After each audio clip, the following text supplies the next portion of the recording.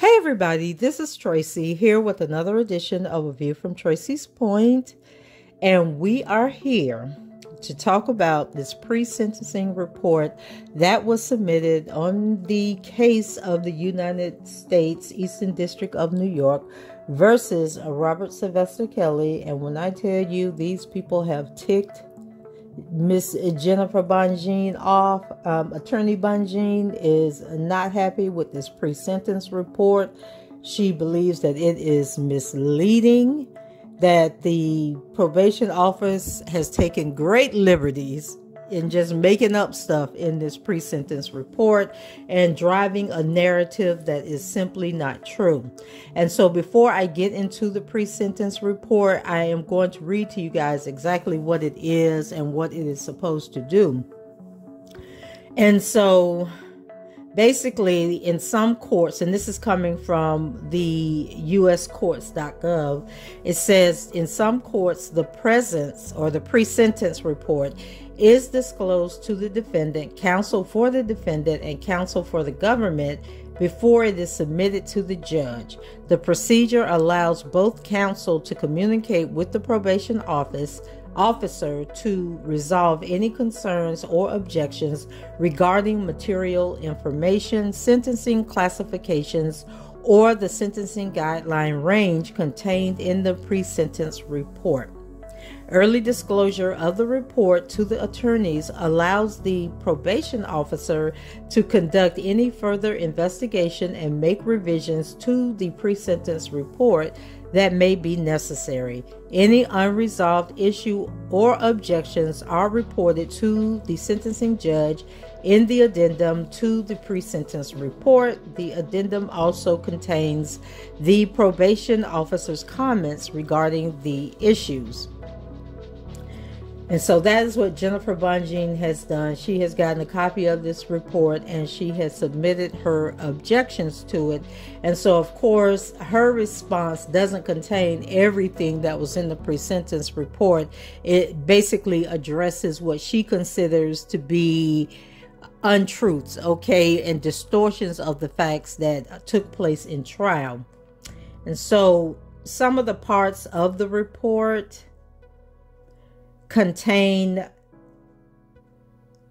so they have a face sheet, and so the face sheet contains significant court-related information provided for ease of reference. It also contains demographic data provided for the use of the sentencing judge, probation officer, U.S. Sentencing Commission, U.S. Parole Commission, and the U.S.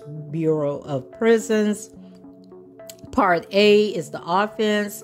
It's the charges and convictions. This section provided a brief chronological history of the prosecution of the case from the filing of the initial charges to the referral to the probation office for a pre-sentence report. Then you have the offense conduct. The offense conduct section provides all pertinent information regarding the offense to assist the court in understanding the facts of the offense and the elements relevant to application of the sentencing guidelines in accordance with the provisions of Chapter 2 of the guidelines. This section may also include information indicating whether the offense of conviction was part of a larger scheme or plan that included other criminal conduct which may be relevant to the determination of the appropriate guideline. The selection of a sentence within the guideline range and the decision to depart from the guidelines. It further describes the role of the defendant and the conduct of co-defendants and other participants during the offense, including planning, preparation for the offense, and the circumstances leading to the arrest or summons of the defendant. The objection of the section to report what happened as established by the probation officer's investigation using the officer's best judgment to resolve factual discrepancies among sources. Then they have what's called a custody status. So the custody status is a section that provides relevant details of the defendant's custody status. The following should be included at the very minimum: date of arrest, by whom and where, brief history of appearances before judicial officers and decisions which have been reached, amount of bail and whether made or not, conditions of release, and degree to which the defendant has complied. Then they have victim impact. While the victim impact section is actually part of the offense conduct for which the defendant is responsible, this information is presented under a separate heading to emphasize its importance and the fact that this section includes the impact on all victims of the offense, regardless of whether the information affects guideline application.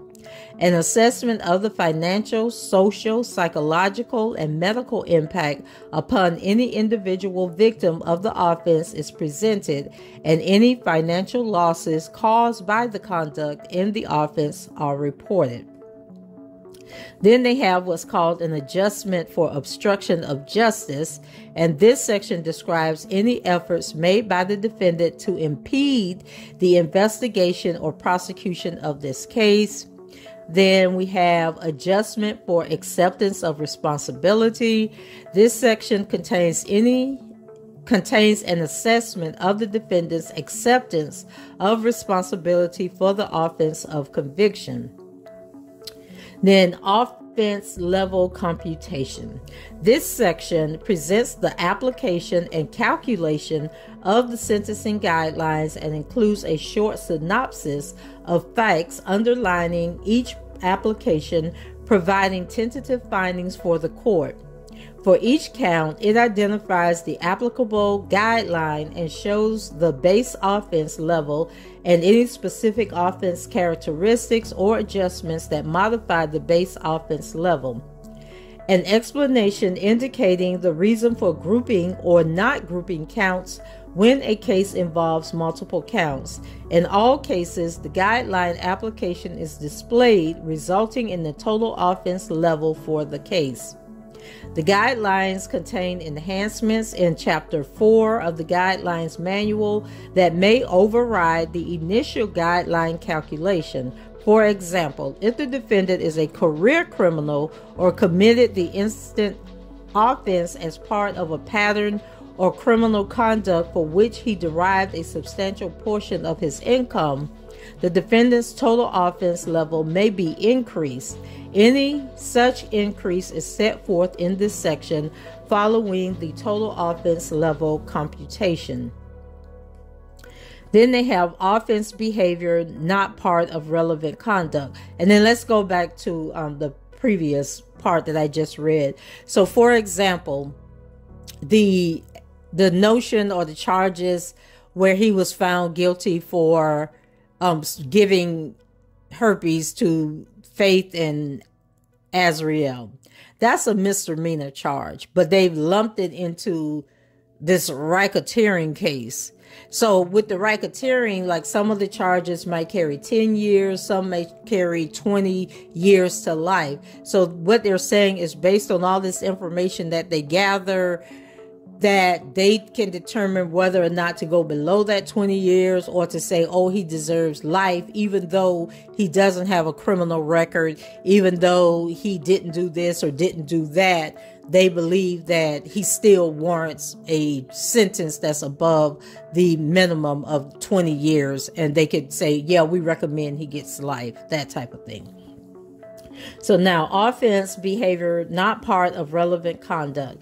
This section describes criminal behavior that has not been reported in the offense conduct section because it is not considered relevant conduct by the guidelines. This section may include offense behavior described in dismissed counts that is not part of relevant conduct or guideline calculation. So basically, even if certain charges were dropped before sentencing or before he went to trial, or even during the trial, they may have dropped, different counts against the person. They're saying that they can still include that in their decision for what they want to sentence him for, which to me makes absolutely no sense. So then Part B, the defendant's criminal history. Juvenile adjudications. This section contains a report of the defendant's record of juvenile adjudications of crime or delinquency and divisionary dispositions based on a finding of admission of guilt. Adjudications are included in chronological order, whether or not they are used in calculating the criminal history category under the guidelines.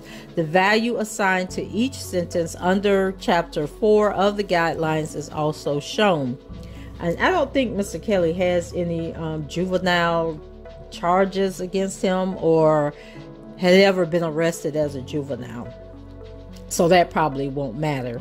So then we have criminal convictions. This section contains a report of the defendant's adult criminal convictions and those diversions resulting from a guilty plea in a judicial proceeding. It includes a description of the defendant's prior criminal convictions and dispositions in each case, as well as the defendant's adjustment while incarcerated or under supervision. Adult criminal convictions are included in chronological order, whether or not they are used in calculating the criminal history score under the guidelines. The value assigned to each sentence pursuant to Chapter 4 of the guideline is also shown.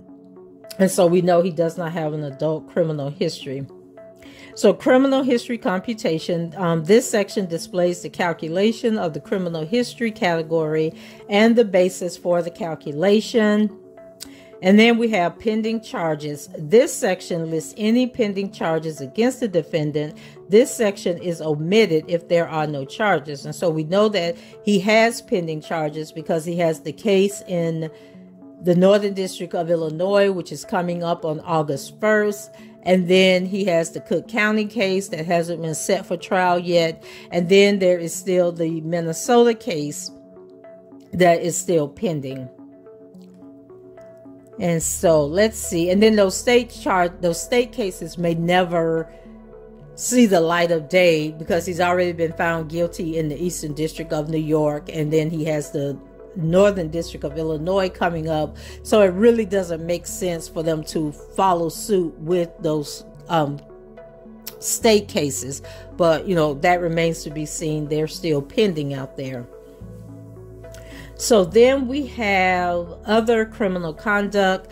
This section reports reliable information regarding other past criminal conduct, which may indicate the criminal history category does not adequately reflect the seriousness of the defendant's past criminal conduct or the defendant's likelihood to commit future crimes. The information is relevant in determining the adequacy of the defendant's criminal history category. And I believe this is one of the things that Jennifer Bonjean is objecting to, is the information under other criminal conduct. Then we have other arrests. All other arrests of the defendant are reported in this section in order to provide information to the court regarding the defendant's contact with law enforcement authorities. Then Part C is the offender characteristics. This part sets forth information relative to the defendant's personal background. Included is information concerning 1, personal and family data, 2, physical condition, 3, mental and emotional health, 4, substance abuse, 5, education and vocational skills, 6, employment, and 7, financial condition, including an assessment of the defendant's ability to make restitution or pay a fine. Part D, sentencing options. This part sets forth penalties authorized by statute, along with the kinds of sentences available under the guidelines. Included are the statutory and guideline provisions for custody, impact of the plea agreement, supervised release, fines, restitution, forfeitures, and for drug offenses, denial of benefits. By presenting the statutory and guideline provisions, the parameters of each may be compared. Guideline sentencing options are found in Chapter 4 of the Guideline Manual. Impact of the plea agreement. This part is included in pre-sentence reports that are prepared when a plea agreement has been tendered to the court. The probation officer assesses the impact of the plea agreement on the guideline sentence by comparing the guideline applicable under the plea agreement with the guidelines that would apply if the defendant were to plead to all counts. And we know that the plea agreement part doesn't apply to Mr. Kelly because he was never offered a plea agreement and he never agreed to accept a plea agreement and never tried to get a plea agreement from the government. So Part E, factors that may warrant departure. So this part contains the probation officer's statement of any factors that may indicate that a sentence of a different kind or of a different length from the one within the applicable guideline would be more appropriate under all the circumstances. Federal Rules of Criminal Procedures 32C-2B. Inclusion of information in this section does not necessarily constitute a recommendation by the probation officer for a departure. Part F, factors that may warrant a sentence outside the advisory guideline system. As a result of the Supreme Court's ruling in U.S. v. Booker, which was a case heard in 2005, a system was developed in which the sentencing courts are required to consider the sentencing options recommended by the sentencing guidelines, but the judges are free to impose any sentence authorized by Congress. This part contains information identified by the officer as any fact or circumstance addressed in the report that may be relevant to sentencing that was not otherwise considered in the guideline calculations or departure analysis. Since most grounds will have already been considered by the guidelines or policy statements, officers are cautious when identifying these factors. And so basically what they're saying is if they say, this person should get 20 years, the judge can still say, well, no, I want this person to have a life sentence, and that there really is nothing that they can do about it. Okay, so now let's get into the motion that Jennifer Bonjean filed on yesterday. It says defendant Robert Kelly's objections to the pre-sentence report. Defendant Robert S. Kelly, by and through his counsel, Jennifer Bonjean of the Bonjean Law Group, lodges the following objections to the pre-sentence report, known hereon out as the PSR, pursuant to Federal Rules of Criminal Procedure 32F. Introduction. After a jury trial, defendant was convicted of racketeering and 8 freestanding Mann Act violations that are duplicative to charge racketeering acts. The charges stem from the allegations of 5 separate women: Stephanie, Jane, Geronda, Sonia, and Faith. Defendant has filed an extensive motion for a judgment of acquittal pursuant to Federal Rules of Criminal Procedure 29, a motion for a new trial and supplemental motion for a new trial pursuant to Federal Rules of Criminal Procedure 33. Defendant reserves the right to file a sentencing memorandum prior to his sentencing hearing. Objections to pre-sentencing report. Generally, defendant objects to probation's narrative set forth in the offense portion of the report for the reasons set forth in defendant's Rule 29 motion. Separately, defendant makes the following objections. Part A, the offense, charges and convictions. Paragraph 11. Defendant objects to the government's assertion that it could prove by a preponderance of the evidence the defendant's commission of racketeering acts 3 and 4. The jury returned a verdict of not guilty on those racketeering acts, evincing that it did not believe testimony from Sonia. There is no reason to believe that the jury would have credited Sonia's testimony under the lesser standard of proof. So they're trying to include Sonia's testimony in the sentencing guideline when the people said that the girl was lying and that they found him not guilty of her charges. But they're saying that if there was a lesser standard of proof, like what lesser standard of proof is there than racketeering? Racketeering is basically a law that says we can make up crap, we can drive the narrative in any direction we want it to go to find somebody guilty. So what other lesser standard of proof is there than the government has free reign to create a narrative that did not exist and call it a racketeering act? But we're going to move on. Okay. So the offense conduct. Paragraph 15, defendant objects to the use of the enterprise member to describe an employee who ran errands such as picking up defendant's prescriptions. Paragraph 16 through 17, defendant objects to the PSR's conclusion that an enterprise existed. As set forth in detail in defendant's Rule 29 motion, the government failed to prove the existence of a, quote, group of individuals associated in fact, end quote, for the common purpose of carrying out a fraudulent or illegal scheme. None of the so-called enterprise members identified in the PSR, otherwise known as defendants in a circle, provided any testimony suggesting that they facilitated defendant in carrying out unlawful sexual conduct. At best, Demetrius Smith admitted to assisting defendant's marriage to Aaliyah, but did not admit to having knowledge of a sexual relationship between the two, and did not admit to facilitating an illegal scheme. The probation department has done nothing more than identify individuals who work for the defendant. Paragraphs 17 through 18.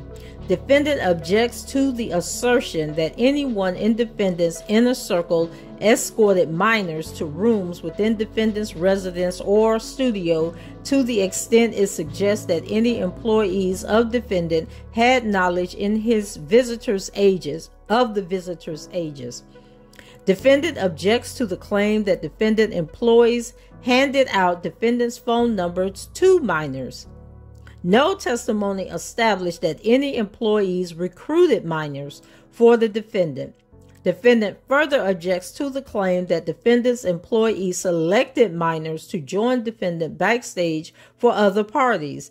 There is simply no evidence that anyone recruited minors specifically to attend any after parties. While it is true that individuals who attended defendant's concert were sometimes invited backstage to meet defendant, after parties or backstage gatherings are simply a routine aspect of the music industry. Defendant objects to probation's continued use of the word inner circle, a term coined by the government that merely describes individuals who work for the defendant and cannot be said to have knowledge about the age of any of the women with whom the defendant had relationships. All right, Miss Bonjean. And she really has a good point there, because nowhere during the court hearing did it ever come out that when his employees were giving out these phone numbers or inviting people to come backstage, that they ever asked any of these people what was their age. And since he made the statement on stage, anyone who is 18 or older and wants to come backstage, get the pass or whatever, or however he did it, I'm not sure how they're coming to this assertion that they specifically were pointing out people that were under the age of 18 when it was clearly stated numerous times that he would say, and this was from the alleged victims themselves, that they said if you're 18 and over and want to come backstage, you can come backstage or get a phone number. Nowhere did anybody testify that these people that were passing out these phone numbers or these backstage passes said, excuse me, how old are you? Okay, yeah, well, you're 17, you're 16, you can come backstage. That simply did not happen. So then she goes on to paragraph 19. Defendant objects to the characterization of signing non-disclosure agreements as quote-unquote rule of the enterprise. Use of NDAs are routine for high-profile individuals. Indeed, most celebrities require the signing of NDAs to work for them or even step foot into their orbit. This was not a rule of any enterprise. Defendant further objects to the contention that defendant's rules of his business and home were rules of the enterprise. Defendant's general rule that prohibited guests from wandering his home unattended was simply a rule of his business and home.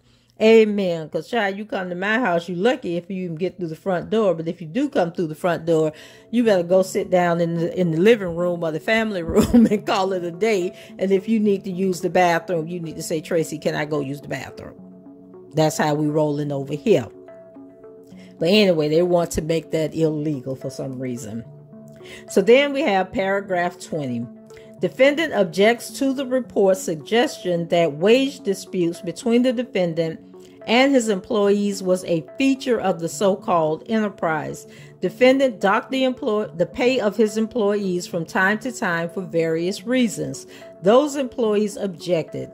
This reflected typical employment disputes unrelated to any charged conduct. Defendant objects to the assertion that he required his employees to write letters falsely confessing to bad conduct. No such evidence established that defendant required his employees to write such letters so he could use them for his protection. Paragraph 22. Defendant objects to the assertion that member of the enterprise aided and abetted and conspired to commit certain crimes. There is no evidence that any of defendant's employees knowingly aided and abetted sexual activity with minors, sexual activity with disclosing a sexually transmitted disease, CP, extortion, coercion, or blackmail. Paragraph 28. Defendant had no role in the title of Aaliyah's first album, Age Ain't Nothing But a Number, as suggested by the government. Aaliyah herself has publicly explained many times that the title of her album sprung from a desire to be taken seriously in the music industry, and that it was a decision ultimately made by her managers and her record label. So now they're trying to say that he guilty and he deserved to be sentenced because he came up with the title of Aaliyah's album. Okay, child, they want this man bad. And now they got we got the judge, we got the prosecutors, now they got the probation officers in their pocket. So the conduct against Jane Doe number 1. Paragraph 29. Defendant objects to the unsupported assertion that defendant began abusing Aaliyah in 1992 or 93. Apart from the isolated incident that Jane Doe 7, who we know is Javante Cunningham, claims to have witnessed between defendant and Aaliyah, the record is devoid of any evidence of ongoing abuse. And how they even just let her come in there and say what she said without anything to back it up, any corroborating witnesses, is beyond me. And we know that Aaliyah is deceased, so she couldn't even come in and say it was the truth or a lie. Oh, Lord. Count 1, racketeering, Act 1, bribery. Paragraphs 32 through 33. Defendant objects to the assertion that Smith, I guess they're talking about Demetrius Smith, told defendant that he could obtain a fake identification card for Aaliyah by bribing an employee at the public aid office. Smith testified that he did not recall discussing this with the defendant. Yes, he did. He said that in the thing, that this was his idea and his idea alone. So paragraph 53 through 55. Defendant objects to the alleged Ruggiero conduct, Ruggerio. Okay, well, y'all, let's pause here and go look up what that is, because I don't remember that coming up. This is a new. Let me see.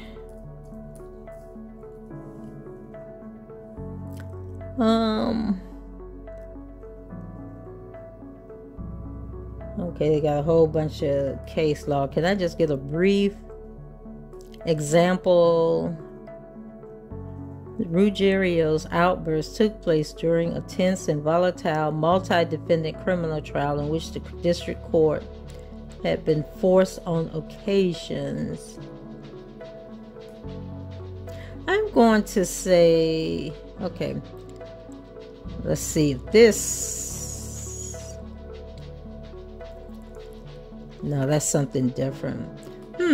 That's a new term for me, but basically it says, defendant objects to an alleged Ruggiero conduct. The jury rejected Sonia's testimony. The record does not suggest that the jury would have credited Sonia's testimony, only a preponderance of evidence standard.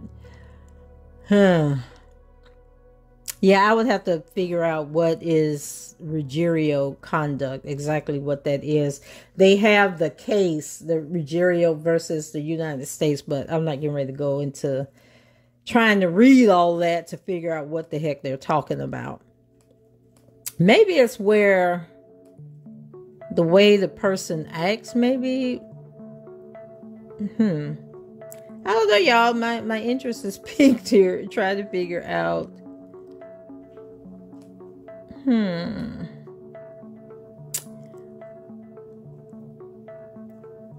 I'm going to say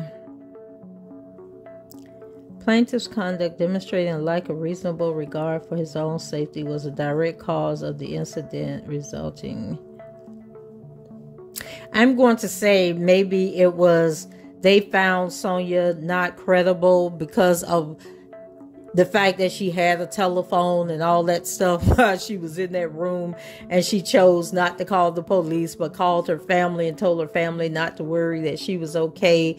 Like maybe they're trying to say that her case should still be considered because they rejected her story because of her behavior, and she could have gotten up and left. Maybe that's what they're saying the Ruggiero conduct is, that she shouldn't be. Basically what they're saying, y'all, is that they still should consider Sonia as a credible witness or a credible victim, and that her story still should be considered in the sentencing process, even though the jury saw through her lies. That's basically what they're saying here. So we're going to move on from that. And then I will research it and then come back and do another video explain, like I did the Mann Act video, explain to you guys what the Mann Act really is. I'll do that for this Ruggiero conduct. So then the next section is offense level computation. Count 1, racketeering act, bribery. Paragraph 129. Lord, this was a long report. Defendant objects to the enhancement for role in the offense where there is no evidence defendant attempted to use a person less than 18 years of age to commit the offense of bribery. The record is devoid of evidence that Aaliyah had knowledge that a bribery occurred or that she played any role in the bribery, even if the bribery involved obtaining an identification card for her. So now they want to increase a sentence, put him at a level higher, because they're saying that he got Aaliyah to participate in this bribery that didn't exist. So paragraph 130, the government's evidence failed to show that defendant was even aware that a bribe had taken place, let alone that he was the organizer or leader of the bribe. Even if defendant was the beneficiary of the bribe, the government did not establish he was the leader of this specific criminal activity. Count 1, racketeering. Act 2, sexual exploitation. Jane Doe 2. Paragraph 134. Defendant objects to the 2-point enhancement where the commission of a sexual act is duplicative to the underlying offense of sexual exploitation. Paragraph 136, defendant objects to the 4-point enhancement on the basis that the evidence does not reveal that defendant was the organizer or leader of criminal activity that involved 5 or more participants in connection with Racketeering Act 2. Child, they giving this man all kind of enhancements, so pretty much expect they're going to try and give him life. Like they are trying to set this up where he gets life. Because already on, who was Jane Doe number 2? Was that Stephanie? Yeah, I think Jane Doe number 2 was Stephanie. And then I don't even understand how they're saying sexual exploitation, because Stephanie clearly went after him when she was 17 because she was trying to get the record deal, or get him to work with her friend Catherine. And in Chicago, isn't the age 17 and older? So how are they trying to charge him with sexual, or sentence him based on sexual exploitation guidelines? But in any event, on that alone, on Stephanie alone, they're trying to give him a total of 6 points enhancements on the sentencing. So then she goes into this Ruggiero conduct count, Racketeering Act 3, kidnapping Jane Doe 3, and once again this is Sonia, who he was found not guilty. It says, paragraph 139, defendant objects to the consideration of so-called Ruggiero conduct. Although the government contends that it can prove the allegations involving Jane Doe 3, Sonia, by a preponderance of the evidence was presented to the jury and was rejected by the jury, presumably because the jury did not credit Sonia's testimony.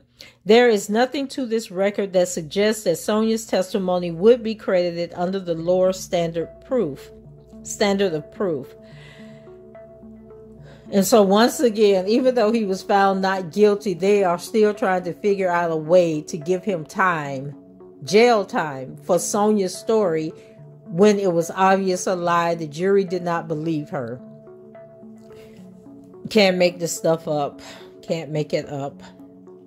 So it says, paragraph 143, defendant objects to the 4-point enhancement on the basis that the evidence does not reveal that defendant was the organizer or leader of criminal activity that involved 5 or more participants in connection with Racketeering Act 3.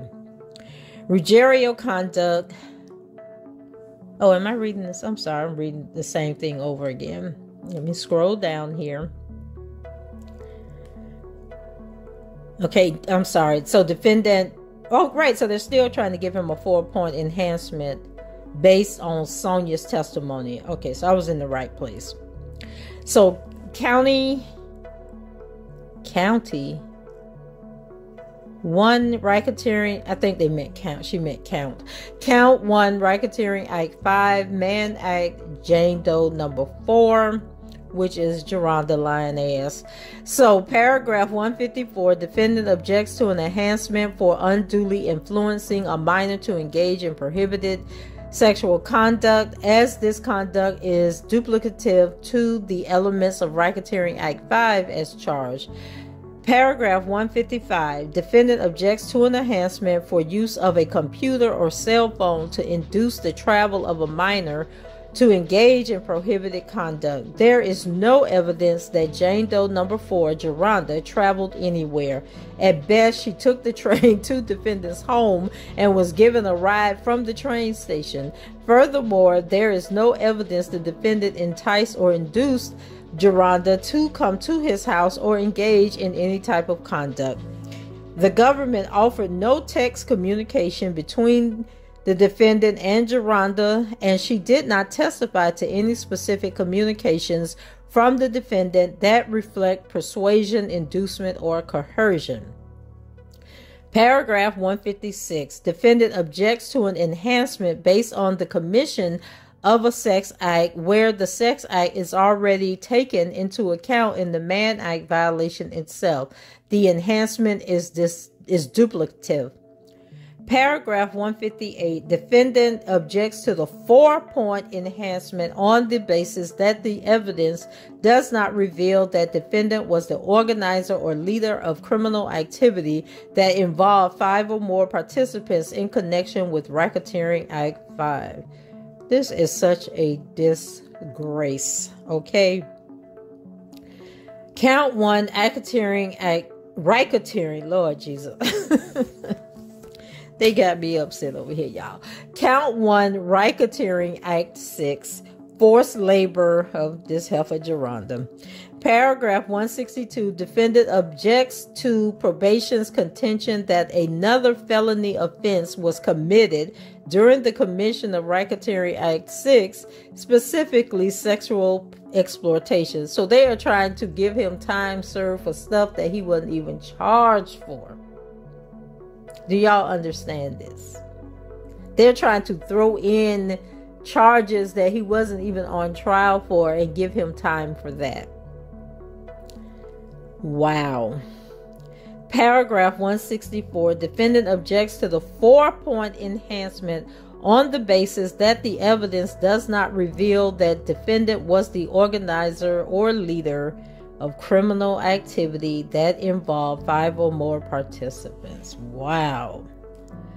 Count 1, Racketeering Act 7, sexual exploitation, Geronda again. Paragraph 168, defendant objects to the 4-point enhancement on the basis that the offense involved the commission of a sexual act by use of physical force. There is no evidence that physical force was used in connection with the Racketeering Act. This Racketeering Act involves the claim that defendant video recorded Geronda during sex acts. The record is devoid of any suggestion that any recording of sex acts with Geronda involved use of physical force. Paragraph 169, defendant objects to an enhancement for use of a computer or cell phone to induce the travel of a minor or engage in prohibited conduct. There is no evidence that Geronda traveled anywhere. At best, she took the train to defendant's home and was given a ride from the train station. Furthermore, there is no evidence that defendant enticed or induced Geronda to come to his house or engage in conduct. The government offered no text communications between defendant. I wonder why they're repeating this over again. Defendant and Jane and Geronda, and she did not testify to any specific communications with the defendant that reflect persuasion, inducement, or coercion. Paragraph 171, defendant objects to the 4-point enhancement on the basis that the evidence does not reveal that defendant was the organizer or leader of criminal activity that involved 5 or more participants. How many point enhancements are we up to? I mean, they up to what, about 30 points at this part? Oh my God. Count 1, Racketeering Act, Mann Act, and this was Ariel. Paragraph 175, defendant objects to any enhancement on the basis that defendant unduly influenced a minor to engage in prohibited conduct. As the government conceded, Ariel falsely told defendant she was 18 years of age. Furthermore, with the facilitation of her mother, Ariel induced defendant into a sexual relationship, not the other way around. Furthermore, this enhancement is unjustified where undue influence is an element of Racketeering Act 8B, namely a Mann Act violation based on coercion or enticement. The enhancement is duplicative to punishment incorporated into the base offense level. Paragraph 176, defendant objects to an enhancement for use of a computer or cell phone to induce the travel of a minor to engage in prohibited conduct. There is no evidence that defendant induced or persuaded Ariel to travel to California, and there is no evidence there was a computer or cell phone used to induce the travel. Ariel was living with the defendant in Illinois, where the age of consent was 17. Ariel was 17 years of age. Ariel traveled with defendant because they were in a relationship, not because defendant had to induce her to travel to engage in prohibited activities. Paragraph 176. Defendant objects to the contention that he used a cell phone to persuade, entice, coerce, or facilitate the travel of a minor. As discussed supra and as conceded by the government, defendant had no knowledge that Ariel was a minor at the time of this underlying offense, where Ariel lied to defendant about her age. Furthermore, the text exchange showed that it was Ariel and her mother that were doing the inducing, not the other way around. Paragraph 177. Defendant objects to any enhancement for an offense involving the commission of a sex act or sexual contact with which conduct is duplicative to the charged offense and already contemplated by the base level offense. Paragraph 179. Defendant objects to the 4-point enhancement on the basis that the evidence does not reveal that defendant was the organizer of a leader or criminal activity that involved 5 or more participants in connection with Racketeering Act 8. Wow. Count 1, Racketeering Act 10, sexual exploitation. And this is Ariel again. Paragraph 183, defendant objects to the 2-point enhancement where the commission of an act is duplicative to the underlying offense of exploitation. Paragraph 184, defendant objects to the 4-point enhancement on the basis that the offense involved material that portray a sadistic or I can't pronounce this word, I'm tired of reading. Masochistic conduct or other depictions of violence. The government did not offer any videos into evidence that portrayed Ariel's acts with the defendant in California. There is no evidence whatsoever that the videos allegedly created in California during the relevant time period, sadistic or masochistic conduct, or any depictions of violence, including alleged chastisements. Let me read that again for the people in the back that keep wanting to argue with me that they had all these videos during that trial. And I keep telling y'all, if there was a video, it would have been in the transcripts as a government exhibit, and there was not. In most 95% of where the government talked about a video, there was no video. So let me read this one more time for the people in the back. The government did not, D-I-D-N-O-T, did not offer any videos into evidence that portrayed Ariel's sex acts with the defendant in California.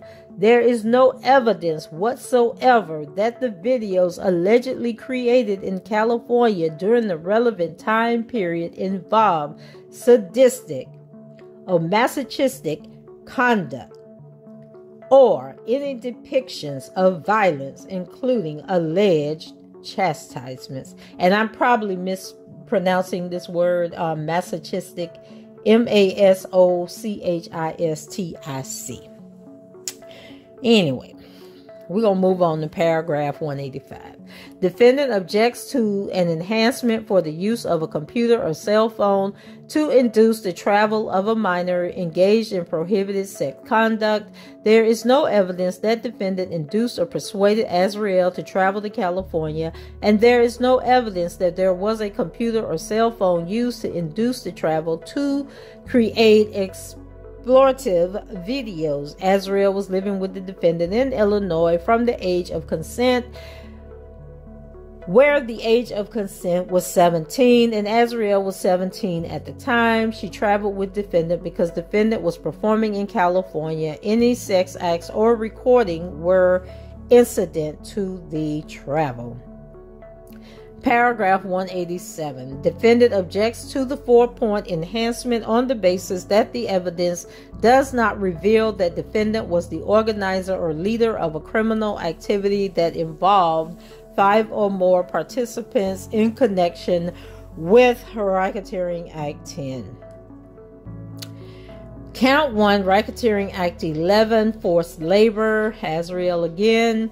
Paragraph 191, defendant objects to an enhancement that alleges that defendant committed the offense of exploitation of a child in connection with the forced labor count. The government alleged that defendant was guilty of forced labor because defendant forced Ariel to participate in acts with men and other women.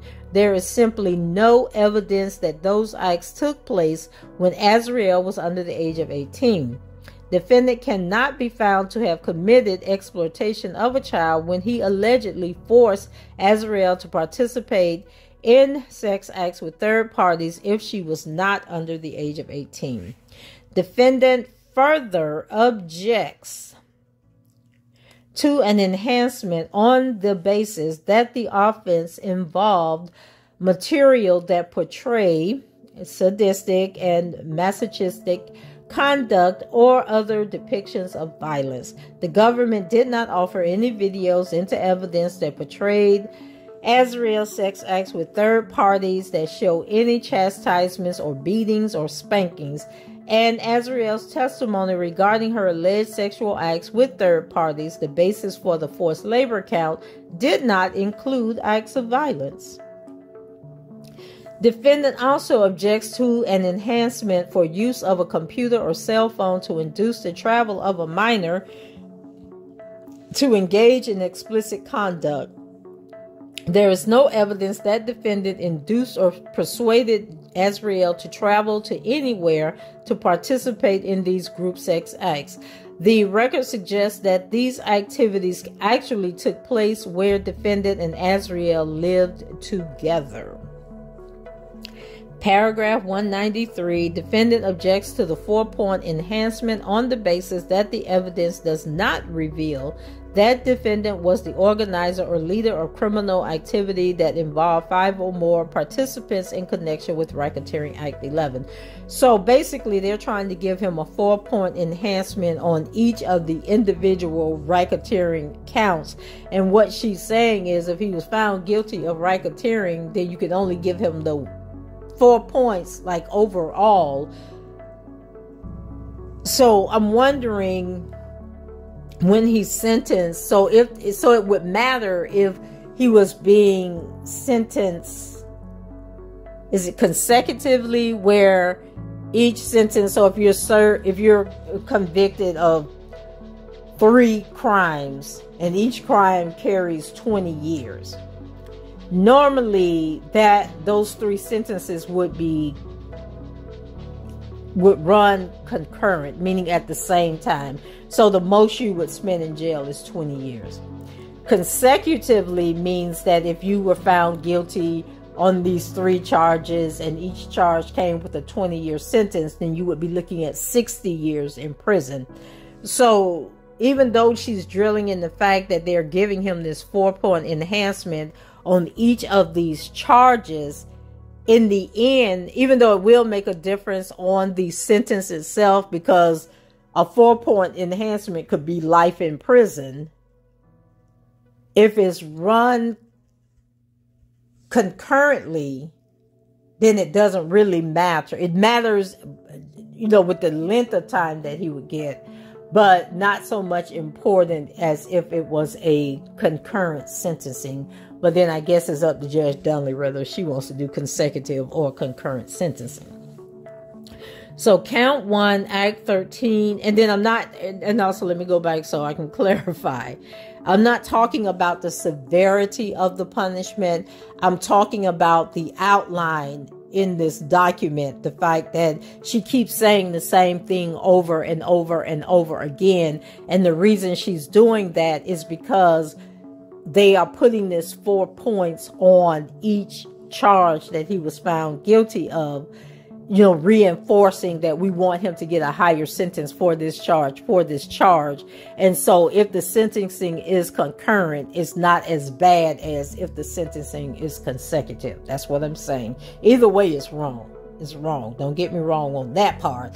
They dead ass wrong for trying to do these 4-point enhancements on somebody who has never been convicted of a crime and never served prison time. They're just out of order all the way around. So we're going to move over to Faith. Miss I'm Not a Victim, Faith. So count 1, Racketeering Act 13, forced labor. Paragraph 197, defendant objects to a 2-point enhancement for brandishing a firearm. Faith's testimony established that defendant did not brandish a firearm. Although she noticed the weapon, she did not allege that the defendant brandished it. Indeed, defendant never touched the gun or made any gestures towards using the gun. Faith described the defendant as being serious, not threatening. But here they are trying to do a 2-point enhancement because there was a gun in the room. I hope y'all are paying attention, whether you support R. Kelly or don't support R. Kelly. I hope you are paying attention, because it could be you or somebody you know next. And you're sitting back laughing and saying, that's what he get, that's what he get. And it could be you or somebody you know next that is subject to the same thing because you sat back and thought it was funny. So paragraph 198. Defendant objects to an enhancement on the basis that defendant used force in connection with this act of oral sex. Faith did not testify that she objected to the act of oral sex. The record fails to reflect that force or threats of force were used in connection with this sex act. Even Faith admitted that her sexual relationship with defendant was voluntary but unpleasant, or if unpleasant. Paragraph 200, defendant objects to the 4-point enhancement on the basis that the evidence does not reveal that defendant was the organizer or leader of criminal activity that involved 5 or more participants in connection with Racketeering Act 13. Count 1, Racketeering Act 9, and counts 2, 3, 4, and 5 of the Mann Act involving Ariel. Paragraph 203, defendant objects to the base offense level of 32, Lord Jesus, where the predicate sexual act of the Mann Act violation was not sexual exploitation, but rather intentional exposure to STD. Although the government did also charge an alternative theory that defendant transported Ariel to California with the intent to violate California state law prohibiting intercourse with a person under the age of 18, the verdict form did not specify that it found that defendant was guilty under this theory. Okay, let's go back. Although the government did also charge an alternative theory, okay, he wasn't found guilty of it.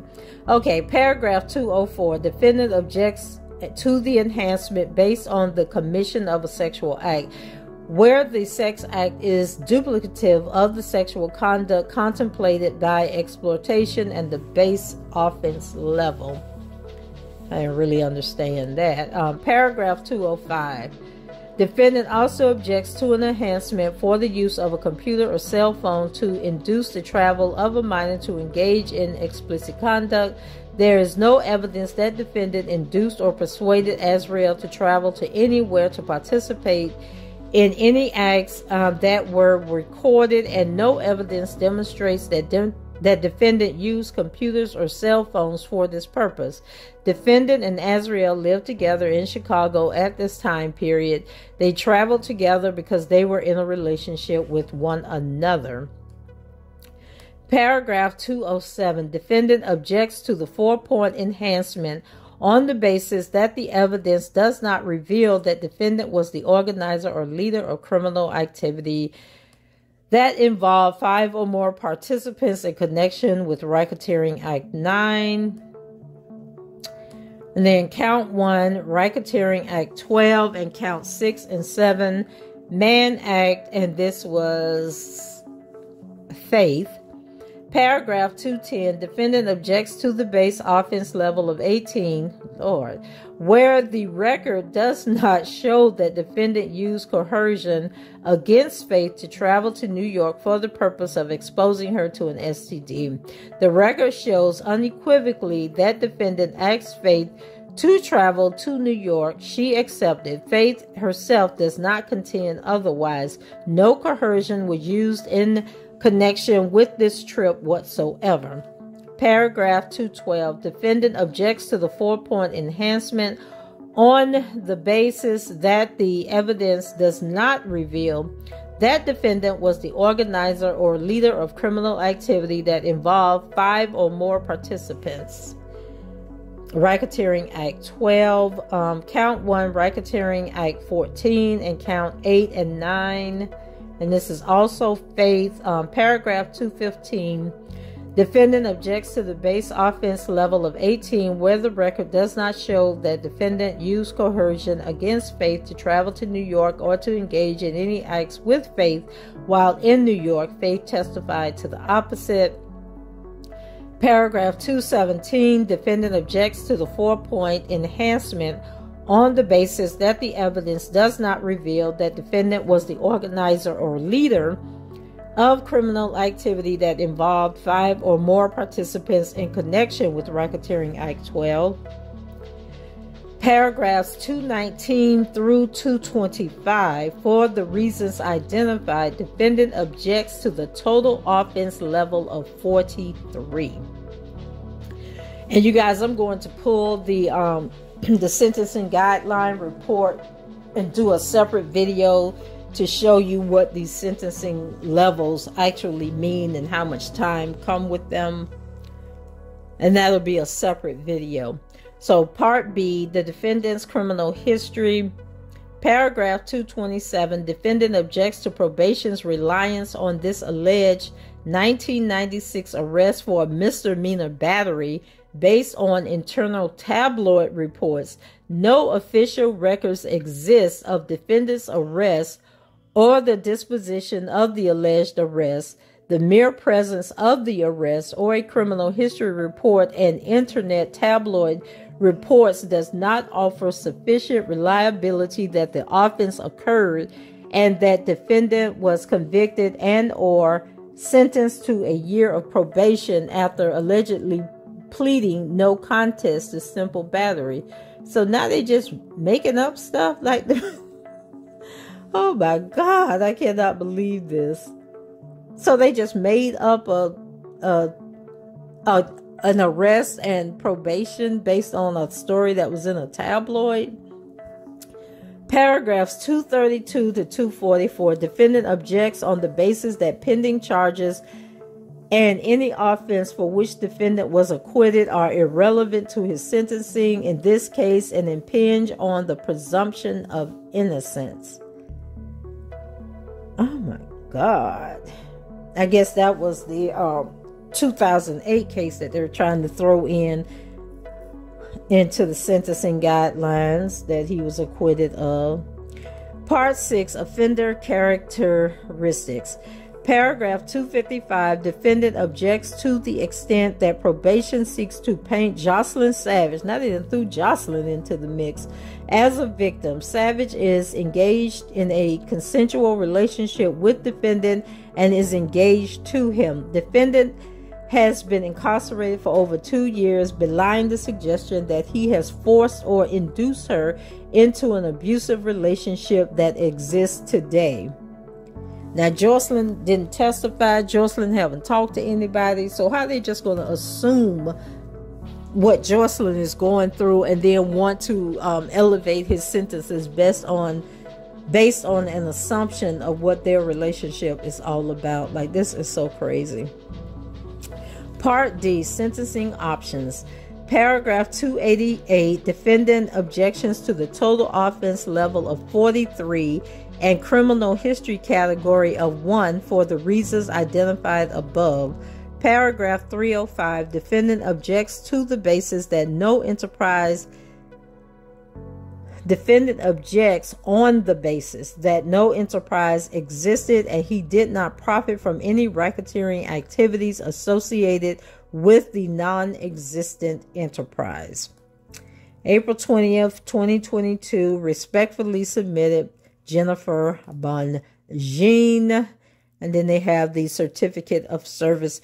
And so, guys, what I am going to do, I'm going to go back through this document and I'm going to compare it to the sentencing guidelines and try to come up with how much time they are recommending that he gets. And I'll do that in a separate video, probably later today. So that's it for me. Can't say that I'm shocked, but I am shocked. But anyway, this is what the government does to its citizens. So go ahead, leave your comments below, rate the video, and subscribe to the channel if you haven't done so already.